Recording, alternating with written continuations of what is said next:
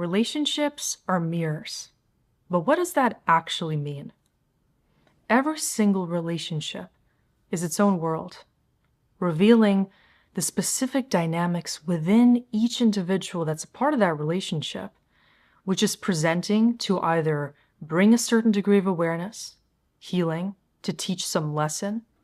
or to simply allow for self-reflection to be the outcome. Because often what we discover in relationships is a reflection of those internal aspects that we otherwise wouldn't become aware of. All of these tendencies are revealed when we start to question why we actually brought a particular relationship into our lives. If it's a favorable one, typically that relationship results in a feeling of peace, calm, understanding, like you're coming home by interacting with that other person due to the deepest level of understanding that can be derived when you are your authentic self around them and you're met with receptivity. In other relationships, we're able to understand the exact opposite because we are not being understood or seen or fully accepted for who we are. We may realize that we have actually been subjecting ourselves to that same kind of treatment internally, where you might have been gaslighting yourself. Subjecting yourself to self-rejection or self-judgment is precisely where other people may be judging, rejecting, or dismissing you and your needs. In all these ways that we choose to subject ourselves to internal resistance and oppression, other people may also be oppressing us. And most importantly, this happens because we subconsciously accept that this is our reality. And so some of the most important factors for us to rule out is if we are used to having challenging relationships that teach us difficult lessons, such as being abused by other people, being taken advantage of, or not being seen for who we truly are deep down, there is on some level this cognitive bias that is preventing us from actually seeing our own worthiness, our own goodness, and from allowing people to actually honor us for who we are deep down because we do not believe we can be that vulnerable with and within ourselves. This is always due to past relationships and situations which brought us to then relate to ourselves in such an antagonistic way. Even though we're all the main characters in our own lives, we either take on the role of this protagonist that's actively playing the part of introducing ourselves into situations that foster our growth, that allow us to expand in positive ways and to be nourished by other people who can love and accept us for who we are deep down, or we take on the role of the antagonist, actually playing the part of the villain because we are so accustomed to people being villains outside of us that we start to actually accommodate that inner villain internally in an attempt to keep ourselves safe. This is one of the most paradoxical internal dynamics, and yet this is one of those things that plagues many people internally. Because this is the job of the ego, to attempt to create safety by replicating past situations that actually led to the corruption of that safety and internal equilibrium. So if you think about your past relationships that did not pan out in a positive way to your conscious mind, relationships that hurt you, that broke your heart, that damaged you, potentially even stemming from early childhood memories of people who did not understand you, which can include parents, siblings, distant family members, friends, or even unrelated strangers that might have not treated you in the way that allowed you to fully relax into your own true essence. Then you might now be choosing to hold this holographic rendering of that individual's consciousness or an entire group's consciousness if you feel that there is some parasitic entity outside of you that has the potential to attack you, and you now internally are trying to keep yourself away from that threat resurfacing in your life. Those jaded expectations may make you feel like you need to lower yourself before other people have the opportunity to disappoint you. This is a way of playing that villain role internally, where you actually subject yourself to the same kind of pressure that you once experienced, so as to prevent the blow coming from somebody else. This can result in a pattern of keeping yourself from certain situations that may call for your attention, potentially not allowing yourself to meet the others that can resonate with you, choosing to not open your heart because you're afraid of heartbreak or disappointment, choosing to be exceptionally shy or reserved internally because you want to maintain this pattern of constriction to prevent the susceptibility to heartbreak, to emotional disconnection, or anybody rejecting you due to your uniqueness. If you identify as somebody with a unique energetic blueprint, meaning you may classify somebody who is neurodivergent, like you're highly sensitive energetically, which also reflects in unique mental patterns, having a unique rhythm to life, seeing patterns where other people do not, having patterns of hyperactivity, or actually needing to be away from certain stimulating environments because you're very sensitive to those different energies, to noise, or to lots of people creating chaos that makes you feel like you're out of control and out of touch with your own field. Then you might also find relationships challenging for obvious reasons. Simply the unknown of interacting with somebody that might be in a different frequency has the potential to break your internal boundaries if you're not capable of establishing them for yourself. You may feel that because you are so sensitive, you need to constantly be on guard around other people. Or there's also the possibility that you don't honor your own boundaries deeply enough to know when you need to set them. This is how the spectrum of highly sensitive and unique souls brings people into either total alienation, completely guarding their inner world and preventing themselves from being seen, from interacting, or from fully participating in life and taking on the challenge of embodying this authentic essence,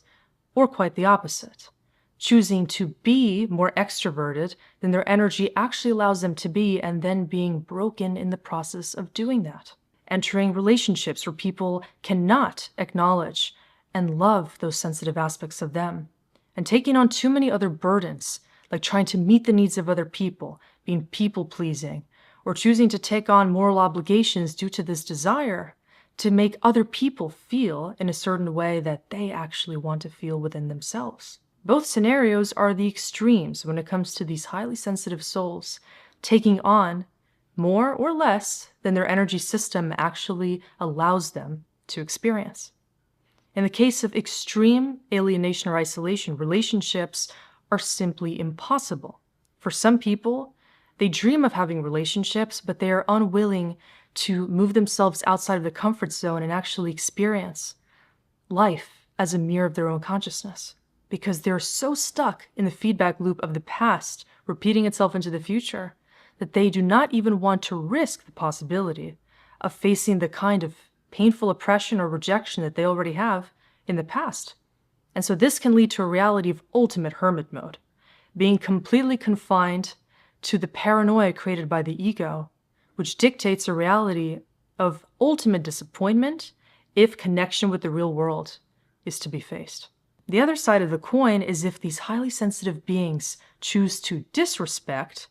the inner voice that tells them to slow down at times and to not be in those situations where their energy limits are pushed to the max capacity, potentially entertaining people and relationships, whether that is a friendship, romantic partnership, or even a working relationship, which demands them to be in a position that is not authentic to them within. This could feel like being around people that urge you to give more than you naturally can, or people that do not see and appreciate your true gifts, which can include your creativity,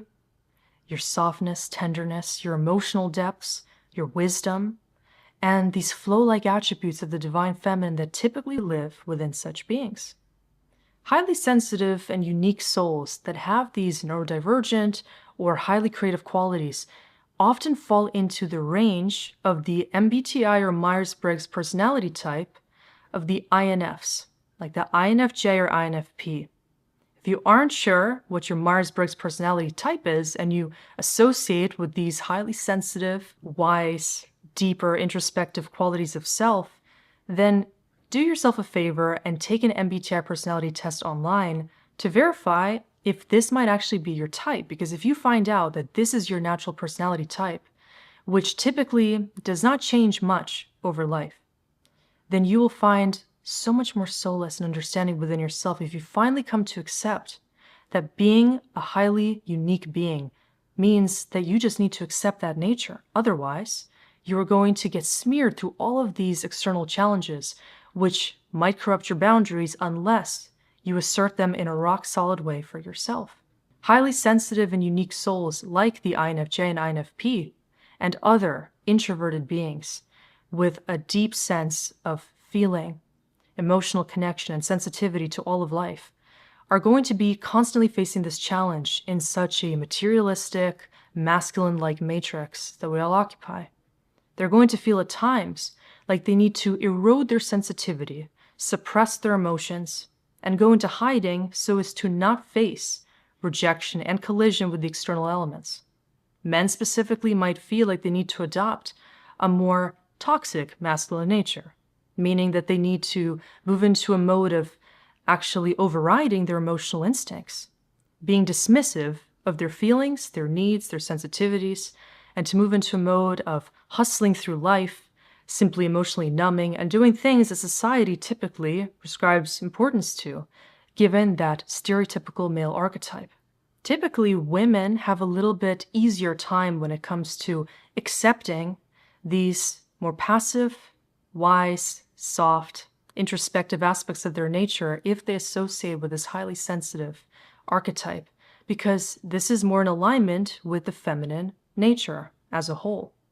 However, for these women, it can be very difficult to also find an assertive voice in the world, to individuate completely and to see that these gifts are not vulnerabilities that should be perceived as weakness, but quite the opposite. In relationships, these abilities need to be respected, and these parts of the self allow for true intimacy and union at the deepest levels. If anyone who possesses this more introspective, intuitive, and deeply soulful nature still maintains a part of their psyche that wants to self-reject or to stay in hiding, then it's going to be quite likely that in their relationships, collisions and schisms are also going to be manifested, because this is the nature of oppressing a part of that true nature. For such a sensitive soul, this could lead to emotional neglect and attracting somebody that's actually more narcissistic in nature. This is how the empath-narcissist dynamic typically unfolds. When somebody is self-deprecating to the extent of wanting to be validated for their own loving nature, then they might actually enter a more selfish, though concealed, kind of a dynamic in which they need to give love in order to feel like they're worthy of receiving it. If you naturally have a very deep, sentimental, wise, and soulful part of you that you are not used to accepting, and yet you fantasize about that kind of a deep relationship, then you may actually attract somebody that can receive you on all levels. This might hint at the kinds of relationships that I've talked about in my twin flame videos, where, let's say, two divine counterparts do come together by way of recognizing each other at the level of that base soul frequency. However, if one counterpart is not able to actually mirror that truth back to the other because they're afraid of the depth that that connection entails, the relationship simply isn't going to be sustained. So it's important not just to see relationships as a mirror of our potential, but to recognize that the way that these relationships end up panning out has everything to do with how willing we are to show up lovingly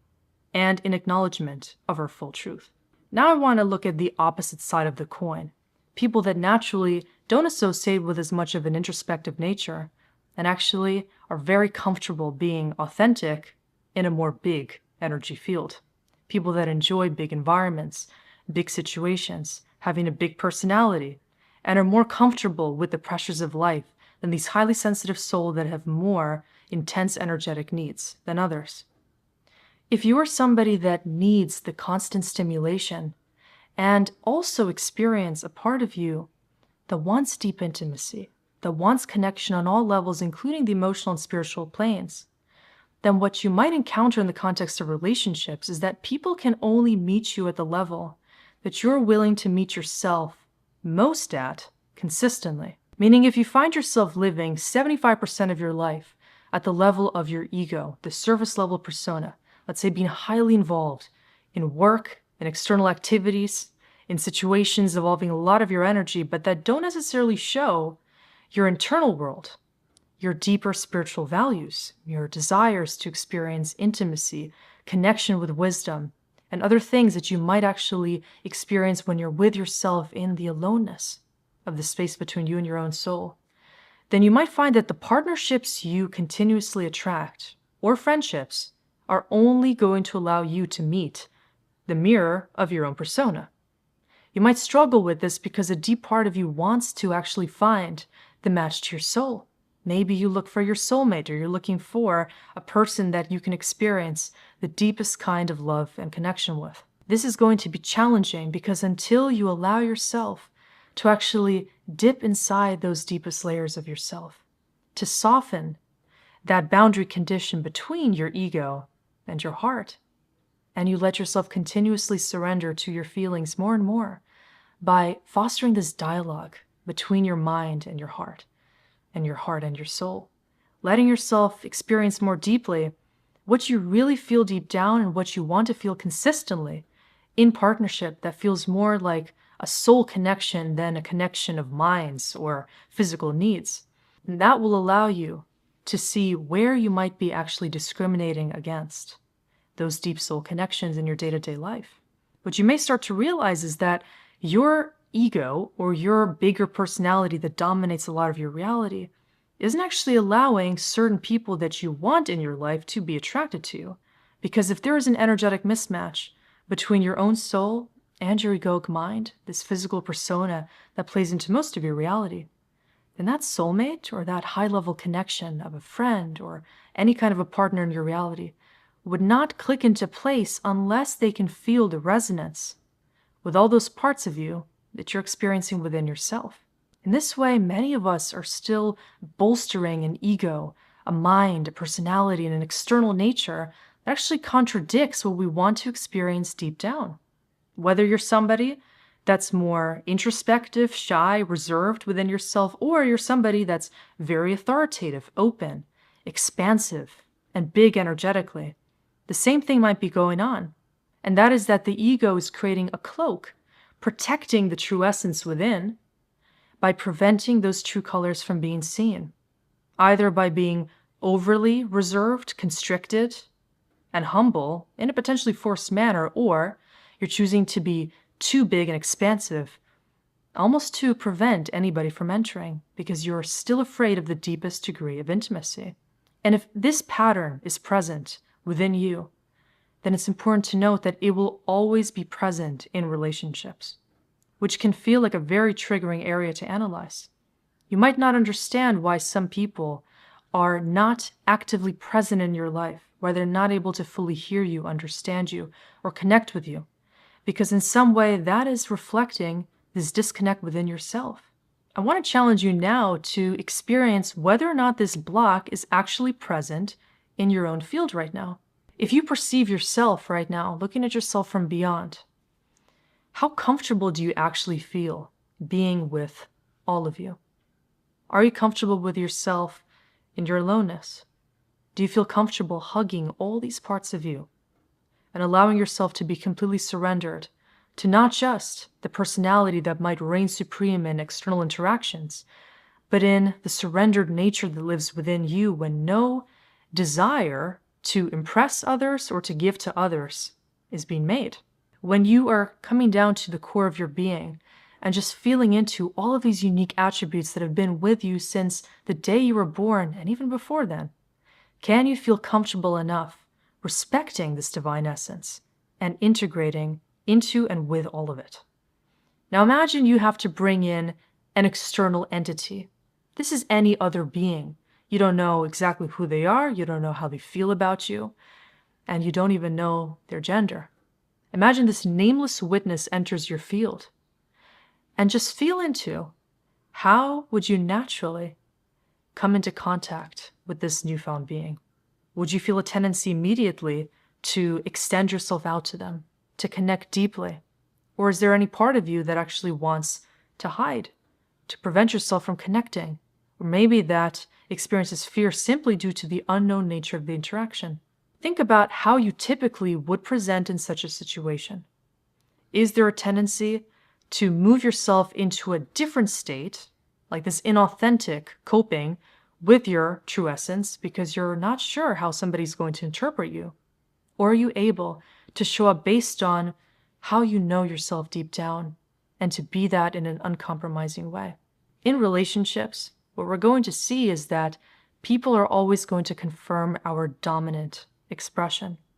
So if you dominate in the way of being mainly authentic,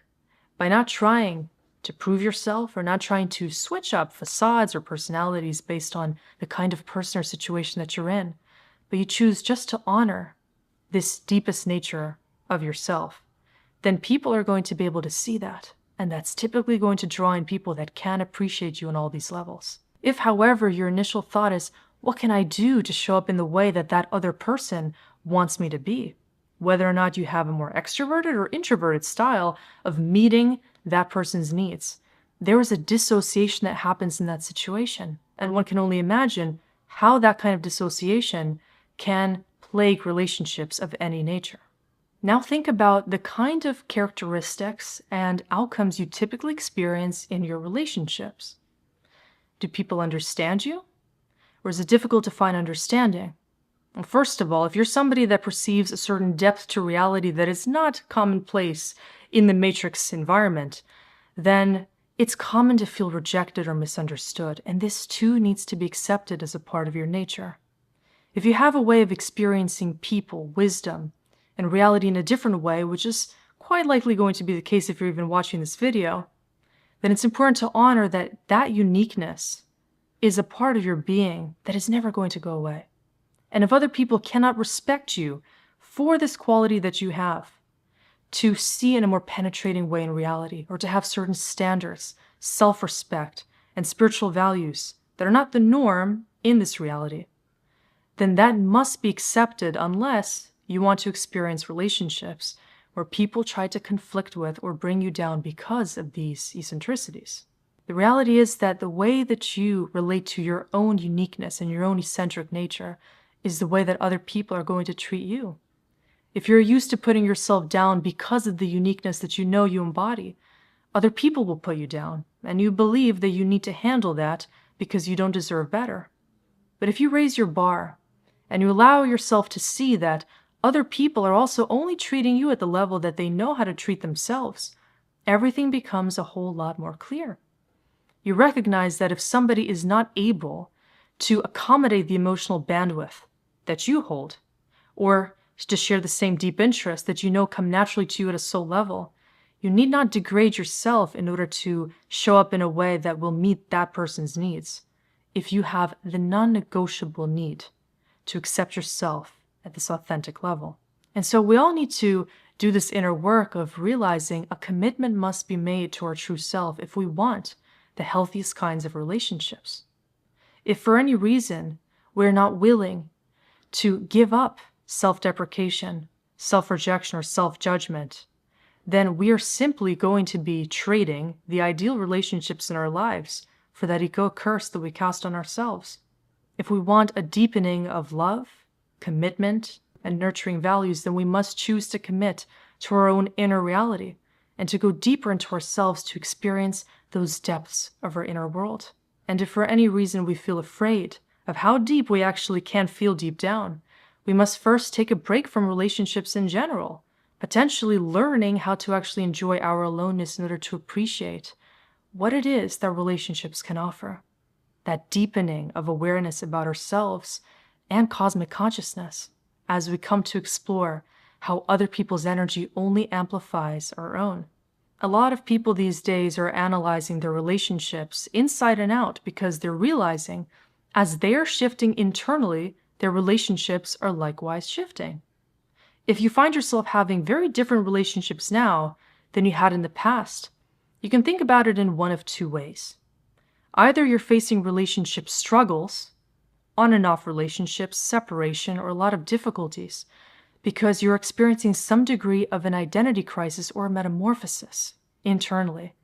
where maybe you're not ready to commit to the deepest kind of love because you're now learning that any trauma in the past that you're still bringing into your present reality is something that is also destabilizing loving relationships.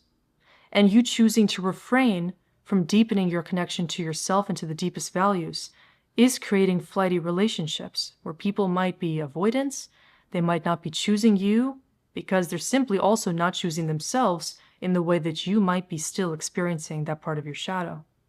On the contrary, if you're experiencing healthier relationships and a blossoming of value, finding the others and connecting with those that really do experience a resonant match with you at the soul level, then it's because you are doing the work internally to bring yourself into a space where that is your expectation.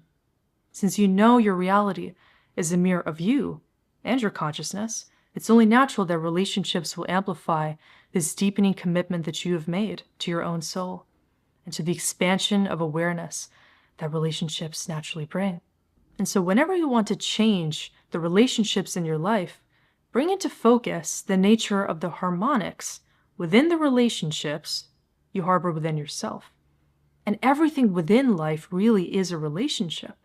The way you treat anybody is an extension of how you treat yourself. And not only people, the way you treat anything is also part of that relationship, because this ultimately comes down to your energetic connection and relationship with reality. Everything is entangling with you. But the question is, what is it entangling with?